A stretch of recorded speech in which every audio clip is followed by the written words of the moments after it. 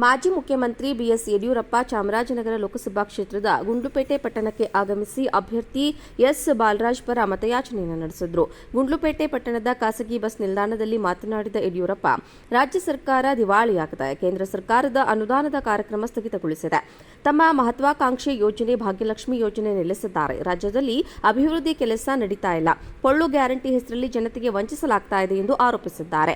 ಮಹಿಳೆಯರು ಮತದಾರರನ್ನ ಭೇಟಿ ಮಾಡಿ ಬಿಜೆಪಿ ಅಭ್ಯರ್ಥಿಗೆ ಗೆಲುವಿಗೆ ಸಹಕರಿಸುವಂತೆ ಮನವಿ ಮಾಡಿದ್ದಾರೆ. ಮಾಜಿ ಶಾಸಕ ಎಸ್ ಬಾಲರಾಜು, ಮಾಜಿ ಶಾಸಕ ಸಿಎಸ್ ನಿರಂಜನ್ ಕುಮಾರ್ ಉಪಸ್ಥಿತರಿದ್ದರು. ಭಾಗ್ಯಲಕ್ಷ್ಮಿ ಯೋಜನೆ ಯಾಕೆ ನಿಲ್ಲಿಸಿದ್ರೆ,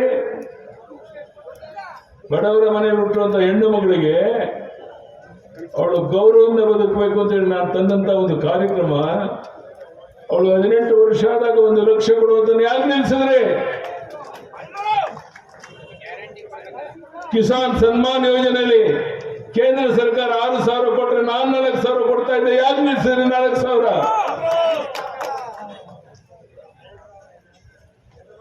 ಇದು ಗೊತ್ತಾ ಇದೆಯಾ? ಕಾಂಗ್ರೆಸ್ ಮುಖಂಡರಲ್ಲಿ ಕೇವಲ ಪೊಳ್ಳು ಭರವಸೆಗಳನ್ನು ಕೊಡ್ತಾ ಜನರಿಗೆ ದ್ರೋಹ ಮಾಡ್ತಾ ಇದ್ದೀರಾ. ನಮ್ಮ ವೀರಶೈವ ಸಮಾಜದ ಬಂಧುಗಳಲ್ಲಿ ಕೈ ಜೋಡಿಸಿ ಪ್ರಾರ್ಥನೆ ಮಾಡ್ತೇನೆ,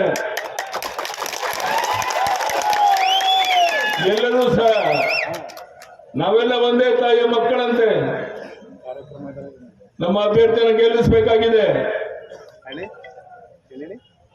ಮನೆ ಮನೆಗೆ ಹೋಗಿ ಮತದಾರನ ಮನವೊಲಿಸಿ ಮತದಾನ ಕೇಂದ್ರ ಕರ್ಕೊಂಡು ಬಂದು ವೋಟ್ ಕೊಡಿಸುವಂತ ಕೆಲಸ ಮಾಡಿದ್ರೆ ನಮ್ಮ ಅಭ್ಯರ್ಥಿ 1 ಲಕ್ಷಕ್ಕೂ ಹೆಚ್ಚಿನ ಹಂತದಲ್ಲಿ ಗೆಲ್ಲೋದ್ರಲ್ಲಿ ಯಾವುದೇ ಸಂಶಯ ಇಲ್ಲ.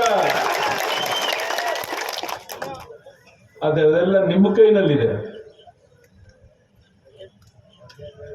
ಇವತ್ತು ನಮ್ಮ ತಾಯಿಯಂದ್ರೆ ಕೇವಲ ಬೆರಳೆಣಿಕೆಯಷ್ಟು ಜನ ಮಾತ್ರ ಬಂದಿದ್ದಾರೆ.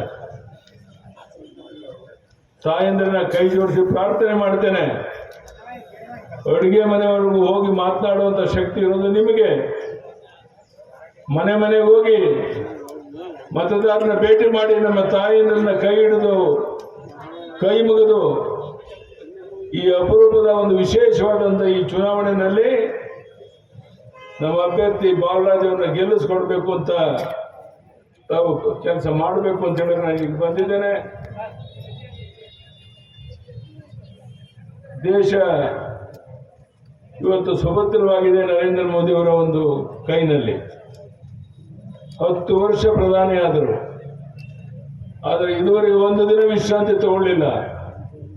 ಅಂತ ಮಹಾನ್ ವ್ಯಕ್ತಿ ಮತ್ತೊಮ್ಮೆ ಈ ದೇಶದ ಪ್ರಧಾನಿ ಆಗಬೇಕು ಅಂತ ಹೊರಟಿರ್ಬೇಕಾದ್ರೆ, ಜನ ತೀರ್ಮಾನ ಮಾಡಿರ್ಬೇಕಾದ್ರೆ ಅದನ್ನು ತಡೆಯೋದಕ್ಕೆ ಯಾವ ಶಕ್ತಿಯಿಂದಲೂ ಸಾಧ್ಯ ಇಲ್ಲ. ಆದ್ದರಿಂದ ಈ ಉರಿಬಿಸಿನಲ್ಲಿ ಇಷ್ಟು ದೊಡ್ಡ ಸಂಖ್ಯೆಯಲ್ಲಿ ಸೇರುವಂತ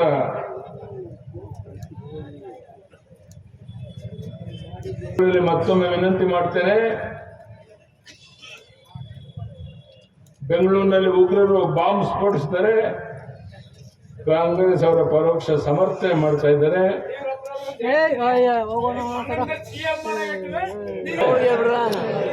ಈ ಕಾಂಗ್ರೆಸ್ ಸರ್ಕಾರ, ಮುಖ್ಯಮಂತ್ರಿಗಳು, ಗೃಹ ಸಚಿವರು ನೀಡುತ್ತಿರುವ ಹೇಳಿಕೆಗಳು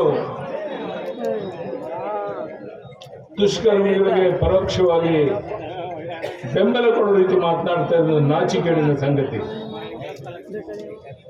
ಒಂದೇ ಕೋಮಿನ ಮಿತಿ ಮೀರಿದ ಓಲೈಕೆಗಳಿರುವ ಕಾಂಗ್ರೆಸ್ ಪಕ್ಷದ ಕೈಯಲ್ಲಿ ದೇಶ ಸುರಕ್ಷಿತವಾಗಿರಲು ಸಾಧ್ಯ ಇಲ್ಲ. ಇಂಥ ಒಂದು ಪರಿಸ್ಥಿತಿನಲ್ಲಿ ನಾನು ನಿಮ್ಮಲ್ಲಿ ಕೈ ಜೋಡಿಸಿ ಮತ್ತೊಮ್ಮೆ ಪ್ರಾರ್ಥನೆ ಮಾಡ್ತೇನೆ. ಹೆಚ್ಚು ಮಾತನಾಡುವಂತ ಅಗತ್ಯ ಇಲ್ಲ. ತಾವು ಪ್ರಯತ್ನ ಮಾಡಿದ್ರೆ, ತೀರ್ಮಾನ ಮಾಡಿದ್ರೆ, ಯಡಿಯೂರಪ್ಪನವರು ಇವತ್ತಿಂದ ಚುನಾವಣೆ ಮುಗಿಯುವವರೆಗೆ ನಾವು ಮನೆ ಮನೆಗೆ ಹೋಗಿ ಮತದಾರನ ಭೇಟಿ ಮಾಡಿ ನಮ್ಮ ಅಭ್ಯರ್ಥಿನ ಗೆಲ್ಲಿಸ್ತೇವೆ. ಯಡಿಯೂರಪ್ಪನವರೇ, ನೀವು ಚಿಂತೆ ಮಾಡಬೇಡಿ ಅನ್ನೋಲ್ಲ. ಕೈ ಎತ್ತಿ ನೋಡೋಣ ಒಂದ್ಸರಿ. ಇಲ್ಲಿಗೆ ಬಂದಕ್ಕೆ ಸಾರ್ಥಕ ಆಗುತ್ತೆ. ಎಲ್ಲ ಕಡೆ ದೇವದೇವವಾದಂತ ಸ್ವಾಗತ ಇದೆಯಣ್ಣ. ನಾನು ಪ್ರಚಾರಕ್ಕೆ ಮಾತನ್ನು ಹೇಳ್ತಾ ಇಲ್ಲ. ಎಲ್ಲೋದ್ರೂ ಎಷ್ಟೊತ್ತು ಸರಿ ರಾತ್ರಿವರೆಗೂ ಸಹ ಇದೇ ರೀತಿ ಜನ ನಿಂತು ಆಶೀರ್ವಾದ ಮಾಡ್ತಾ ಇದ್ದಾರೆ. ನಮ್ಮೆಲ್ಲ ಮುಖಂಡರು ಒಂದಲ್ಲ ಒಂದು ಕಡೆ ಪ್ರವಾಸ ಮಾಡ್ತಿರೋ ಈ ಸಂದರ್ಭದಲ್ಲಿ ನಾನು ಇಲ್ಲಿಗೆ ಬರಲೇಬೇಕು, ನಿಮ್ಮೆಲ್ಲ ನೋಡಬೇಕು ಅಂತ ಇಲ್ಲಿಗೆ ಬಂದಾಗ ಈ ಉರಿ ಬಿಸಿಲಿನಲ್ಲಿ ಇಷ್ಟು ದೊಡ್ಡ ಸಂಖ್ಯೆಯಲ್ಲಿ ಸೇರಿ ನಮ್ಮ ಅಭ್ಯರ್ಥಿಗೆ ಆಶೀರ್ವಾದ ಮಾಡಕ್ಕೆ ತಾವು ಬಂದಿದ್ದೀರಾ. ಇಲ್ಲಿ ಸೇರಿರುವಂಥ ಮಾಧ್ಯಮದ ಮಿತ್ರರಿಗೆ, ವೇದಿಕೆ ಮೇಲಿರುವಂಥ ಮುಖಂಡರಿಗೆ, ಇಷ್ಟು ದೊಡ್ಡ ಸಂಖ್ಯೆಯಲ್ಲಿ ಸೇರುವಂಥ ನನ್ನ ಅಣ್ಣ ತಮ್ಮಂದಿರು, ತಾಯಂದಿರಿಗೆ ಮತ್ತೊಮ್ಮೆ ವಂದನೆ, ಅಭಿನಂದನೆಯನ್ನು ಸಲ್ಲಿಸಿ ನನ್ನ ಮಾತನ್ನು ಮುಗಿಸ್ತೇನೆ. ಬಲೋ ಭಾರತ್ ಮಾತಾ ರಾಜಕಾರಣ ಮಾತ್ರ ಗ್ಯಾರಂಟಿಗಳ ಸುಳ್ಳು ಭರವಸೆ ಅಲ್ಲದೆ ನಿಮ್ಮ ಯೋಗ್ಯತೆಗೆ ಲೋಕಸಭೆಯಲ್ಲಿ 45 ಸೀಟ್ ಗೆಲ್ಲಕ್ಕಾಗದೇ ಇರುವಂತಹ ಒಂದು ವಿಚಿತ್ರ ಪರಿಸ್ಥಿತಿ ನೀವು ಇರಬೇಕಾದ್ರೆ ನಾವು ಕೇಂದ್ರದಲ್ಲಿ ಅಧಿಕಾರಕ್ಕೆ ಬಂದ್ರೆ ಅದು ಮಾಡ್ತೇವೆ ಇದು ಮಾಡ್ತೇವೆ ಅಂತ ಭರವಸೆಯನ್ನು ಕೊಡ್ತೀರ. ನಿಮ್ಗೆ ನಾಚಿಕೆ ಆಗೋದಿಲ್ವಾ? ನಾನು ಒಂದೇ ಮಾತನ್ನು ಕೇಳ್ತೀನಪ್ಪ ನಿಮ್ಮ ಮೂಲಕ ಅವ್ರನ್ನ, ನಿಮ್ಮ ಮುಂದಿನ ಪ್ರಧಾನಿ ಅಭ್ಯರ್ಥಿ ಯಾರು ಹೇಳಿ ನೋಡೋಣ. ಯಾರೂ ಇಲ್ಲ, ಆದರೆ ಬೊಬ್ಬೆ ಹೊಡೆಯುವುದನ್ನ ಬಿಟ್ಟಿಲ್ಲ. ಬಂಧುಗಳೇ,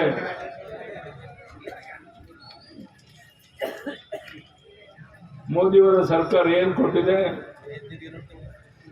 ನಾಡಿನ 54 ಲಕ್ಷ ಅನ್ನದಾತ ರೈತರಿಗೆ 12,230 ಕೋಟಿ ಕಿಸಾನ್ ಸನ್ಮಾನ್ ನಿಧಿ ನೀಡಿದೆ. ಕರ್ನಾಟಕದ 74 ಲಕ್ಷ ಮನೆಗಳಿಗೆ 24,813 ಕೋಟಿ ರು ವೆಚ್ಚದಲ್ಲಿ ಶುದ್ಧ ಕುಡಿಯುವ ನಲ್ಲಿ ನೀರು ಕೊಟ್ಟಿದೆ. 40.74 ಲಕ್ಷ ಕನ್ನಡಿಗರಿಗೆ 378 ಕೋಟಿಗೂ ಹೆಚ್ಚು ವೆಚ್ಚದಲ್ಲಿ ಉಚಿತ LPG ಅಡುಗೆ ಅನಿಲ ವಿತರಣೆ ಮಾಡಿದ್ದಾರೆ ಮೋದಿಜಿಯವರು.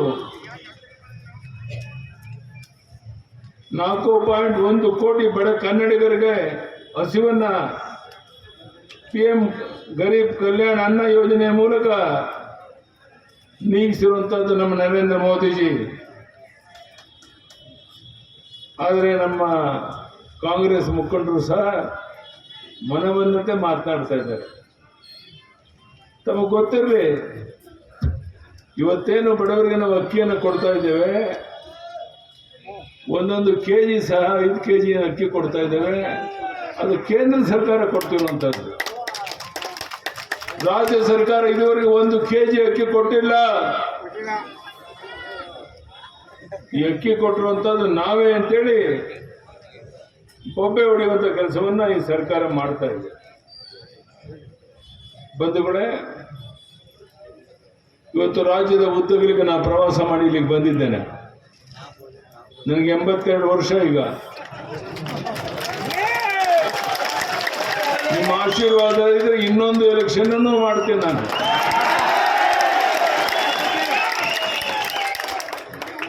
ರಾಜ್ಯದ ಉದ್ದಗಲಕ್ಕೆ